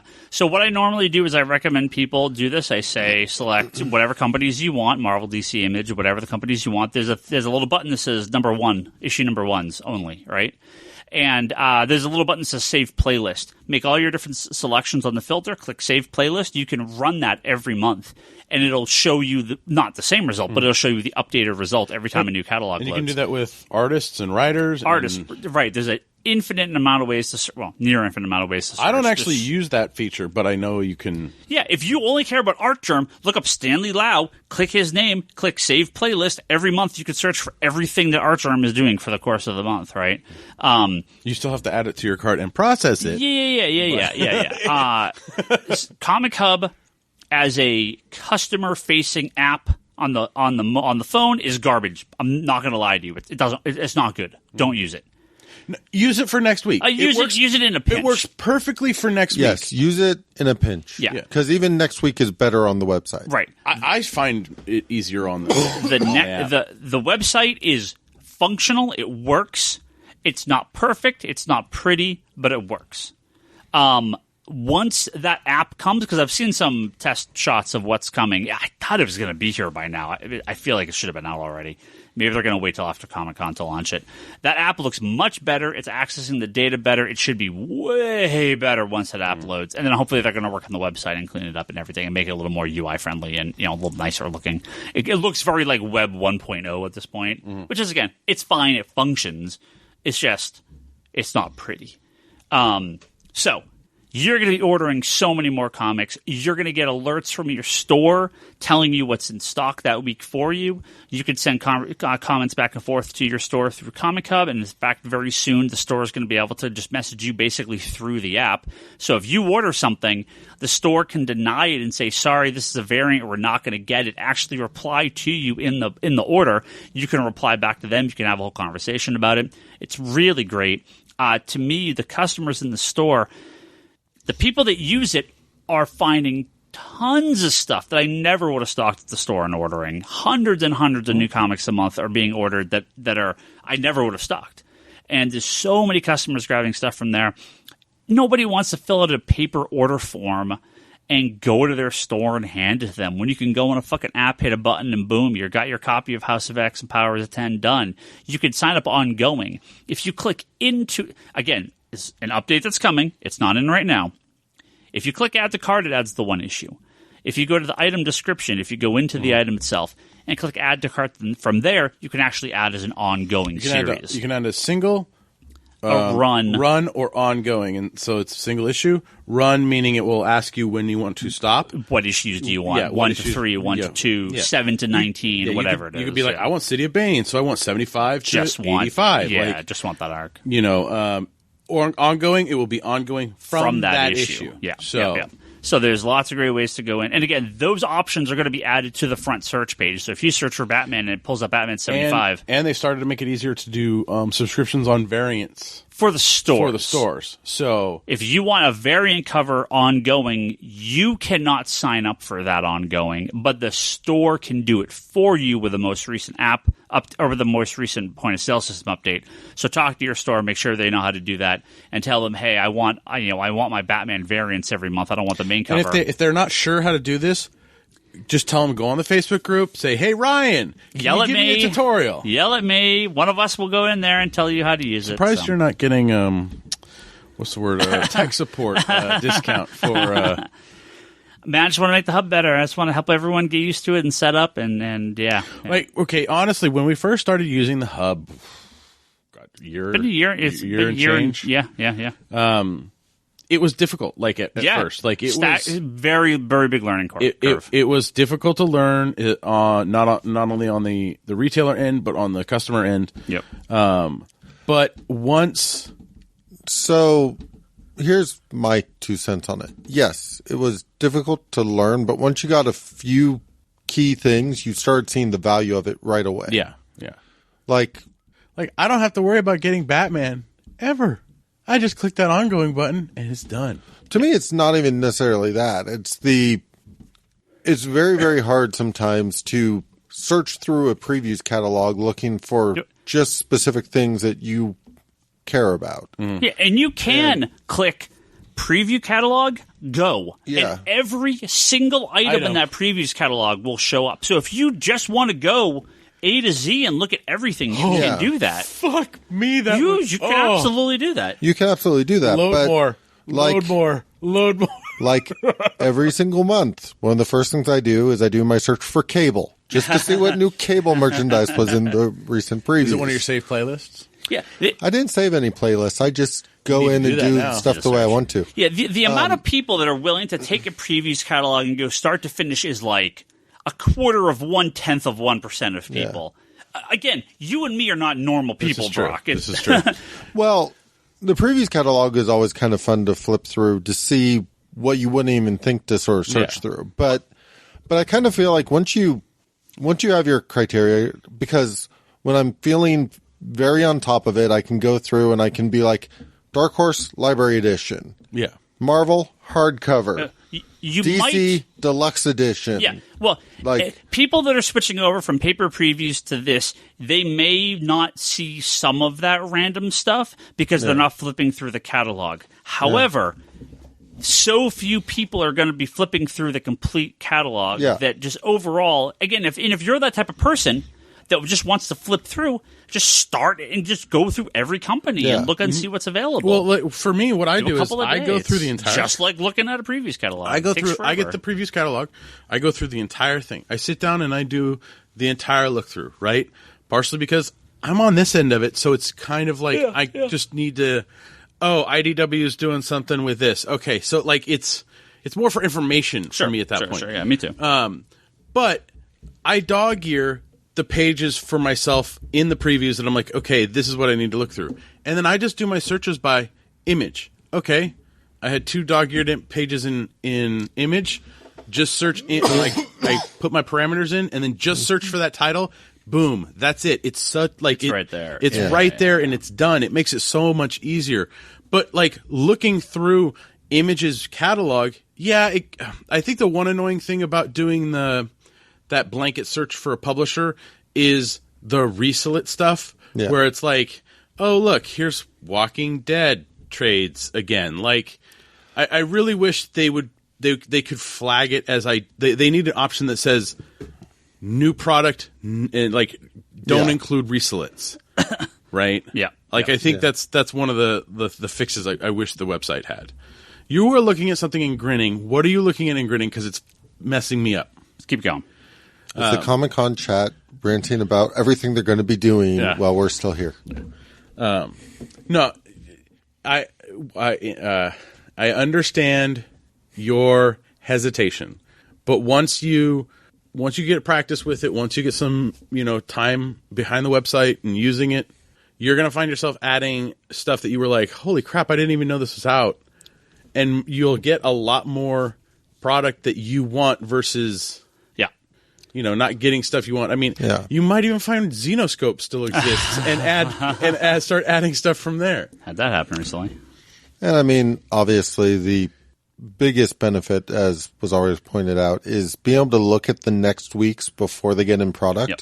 Means you'll never miss something not realizing it ever came out. Well, stuff that's easily available. The variants that sometimes pop up on there, like the 1 in 25s or the 1 in 50s, you'll be able to see them, but you might not be able to get those. Oh, hopefully, in general, the stuff that shows up will be available at the shop. It's not guaranteed, and it's the same thing when somebody wanders in off the street wanting a comic that's going to be out in 2 weeks. All I can say is I'll put down your name and Ryan, you've had people you've had people special order products that you're not even stocking in store, but because somebody else ordered it and it showed up on the next week's tab, other people started ordering it. There's been how many statues that have come in that you're like, I never put one out on the floor, but somebody ordered it because it popped up in that next week. Yeah, because someone else had ordered it. Yeah, regularly, very regularly.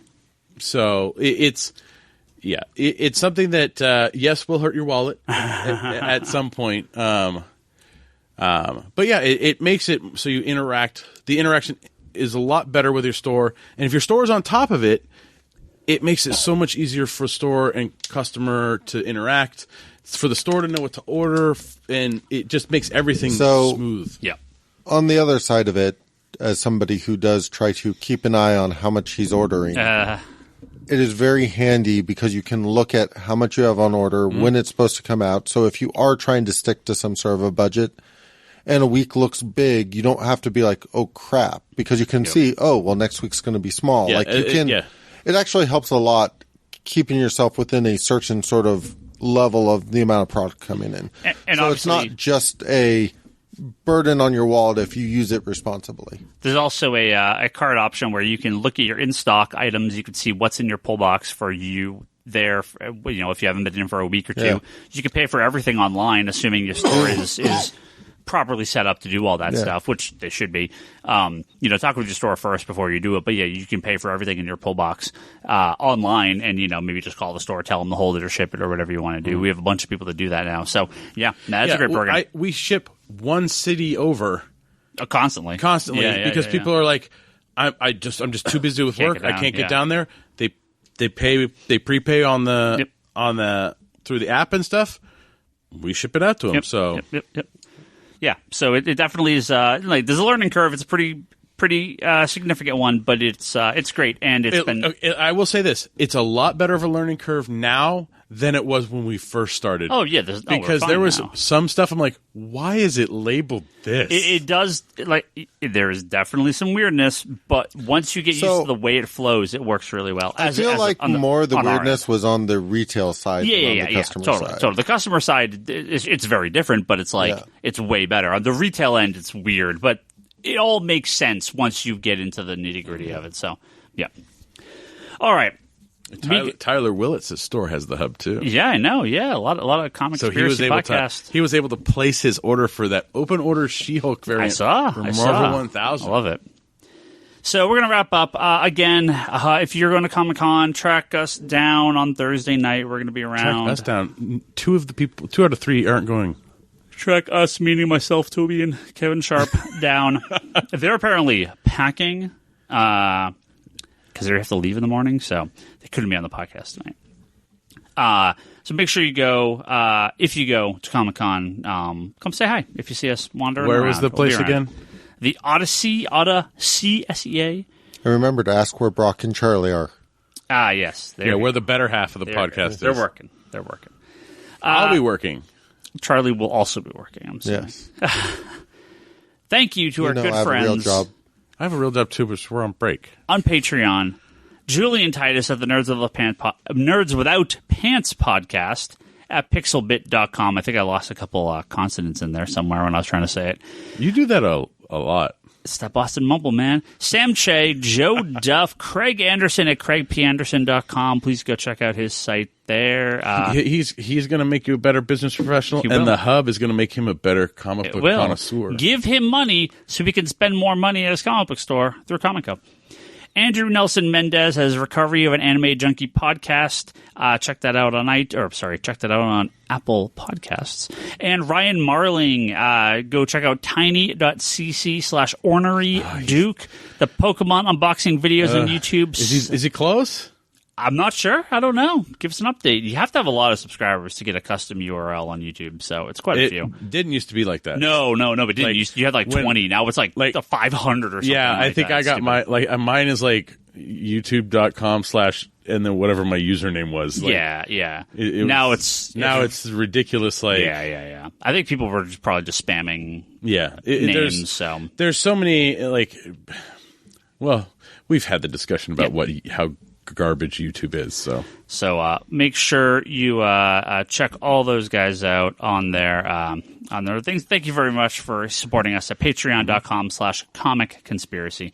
Of course, you can go to comicconspiracypodcast.com, geekbox.net, and Apple Podcasts to find all our previous episodes. YouTube.com/comics conspiracy. That's comics with an S for all our audio versions of this podcast, just like in this. And occasional videos but on YouTube. I'm sure I'll post something from Comic-Con. We'll do a few Comic-Con videos. It'll be didn't you post the video entry for? Mm-hmm. Yep. Video entry for the Eisners is up there. There's a couple older videos that I put up when I got the site all kind of officially done up now. Our old commercials are up there, aren't they? Yep, old commercials are up there from the store back from the 90s. The Harley Quinn #1 that Toby did. Did you get that one up? I don't know. Remember he did that Harley Quinn... The ad? Oh, it's probably on there. Okay. Yeah. I think it's on there, too. You can make playlists. I know. And you can go ads. Yeah, I could do that. Yeah. Digital.comicsconspiracy.biz for a little while longer. You got about a month. Take advantage of those sales. Yep, a lot of sales leading up to Comic-Con, so not much time left for our digital storefront. When is that dropping? Is that End dropping of August. Tomorrow? What? Oh, the sales for Comic-Con? Was that? I think they're already going. They're all week. Yeah. Of course, comicsconspiracy.biz is our traditional website. Lots of single issues, graphic novels, toys, statues you could buy in there. We have a big sales section where I've been slowly putting some of our discounted content on there. So you can buy some old trades on there. Sold a couple of the Sandmans. And the packing job you'll get is better than Amazon. That's what. Guaranteed. I guaranteed. Fucking Brock spares no expense. Of course, conspiratorBrock.com. That's Brock's blog, video pull list, unboxing videos. You can go check them out over there. Charlie's got the Wanderers in the Fourth Dimension podcast. That's Doctor Who. Any updates? You're on the audios now, right? Are you? No, we're still going. Well, we do the audios, but we're still going through the show. Did Trevor post you're like picking the audios that you want to do? Like he posted something about it. Okay, I'm not sure what he posted. I think they were looking at the audio. So we have a few things going on. One, we're pretty much starting the final season that we have to cover. Yeah. And what that means is we had a limited number of audio adventures to pair with episodes left. Right. After that, there's some talk that we might do some more of the audio adventures, maybe more of the comic books. Oh, okay. We haven't quite figured out what we're doing after that yet. Now, do they have Doctor Who novels? Yeah. They have Doctor Who everything. Yeah. Okay. Yeah. If you ask it, I'll be like, yes, yes, they do. And please go to etsy.com/shop/Leanne Hill That's a Art. really special sonic screwdriver, let me tell you. That is my wife, Leanne. That's her Etsy store. You can go in there and buy some art from her. Please go on Twitter. Follow me, definitely, because I'm tweeting a lot from Comic-Con, I'm sure. Ryan Higgins, Ryan. Brock is Brock Sager. I'll be tweeting from the store. Toby is TobyXI. You can send him a message and he won't see it. Charlie's Insanity and Chaos. I might see it, but I might not answer it. But I probably will answer it if I see it. Kevin Sharp will be down there at Comic-Con as well. That's at that Kevin Sharp. He'll have a lot of good stuff. I'm sure he'll be posting about the stores, Comics Con store. When he has his interview series too. Yeah. To check out all Kevin's interviews, he's got them all linked on his Twitter.